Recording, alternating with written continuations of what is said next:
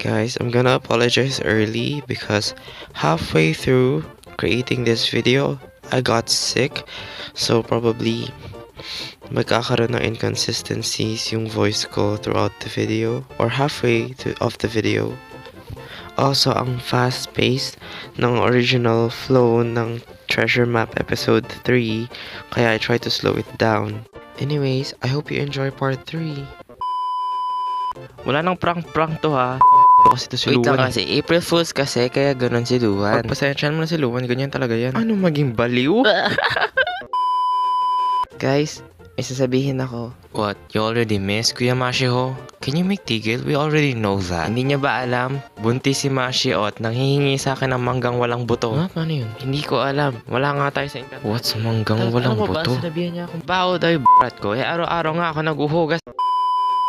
Libre ko na kayo ng pamasahe, binigyan ako ni Hunsok ng pera eh. Wow. Maraming tao ngayon sa MRT ah. Anong gusto mo, mag-teleport tayo? Hoy, turuan niyo ako. Umay, bading. Guys, ganito ba kayo tumae? Dito ka pa talaga nagtanong ha? Ay, na mo. Hindi ganyan, dapat nakatuwad ka para smooth paglabas. Tanong mo ng dugyot. Wait, ano sabi ni Kuya Jongkyu? Make tuwad daw, Kuya Jeyu.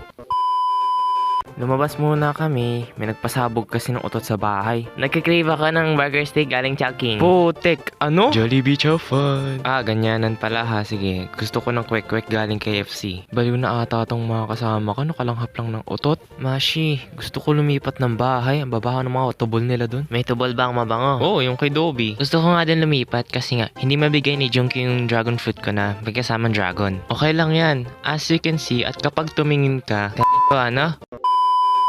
Pre, gusto ko bilan ng gift si Dobby ah. Bakit naman ha? Wala lang, deserve niya lang. Isa kang ang galing mo kumagaw. Pre, what if nga pala no? Ako yung crush ni Dobby no? Diba? Hoy, klaseng tanongin pre. Pre, I can see into the future kasi. Kabit.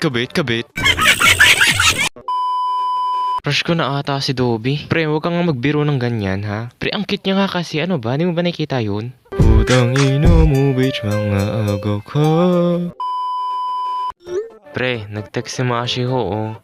Crush daw ni Jongwoo si Dobby? Ha? Eh parang magpinsan naman yung dalawang yan. Rinato kita para kong kapatid. Ano? Solotera ang galing.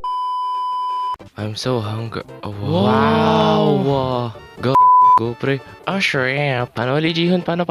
Manahimik ka dyan Jeyo. Kuya! Ano ba? I'm so hungry na. Diyos ko po, Haruto Watanabe. I so hungry. Oh, ito na. Sana piso lang yan. You're so creepy, Kuya Jihyo. Oh, ay, creepy ka. Ano nangyari? Ah, Kuya Jeyuk! Ano na naman? Magkano ba dito? 20 pesos na lang kasi yung natitira sa atin. Ito na nga, titigla. Oh, uy, shemay. Kuya, pwede 5 piso? 200 siya, pre. Don't worry, papapuntay ko dito si Hyunso. Hindi ko na makikita si Jongwoo ko. Wala na akong pampakain kay Mashiho. Guys, pag wala na tayong pampakain sa mga anak natin at sa mga syota natin, alam na natin kung anong gagawin natin. Mag-apply sa Adonis. Ops ko for Jongwoo lang.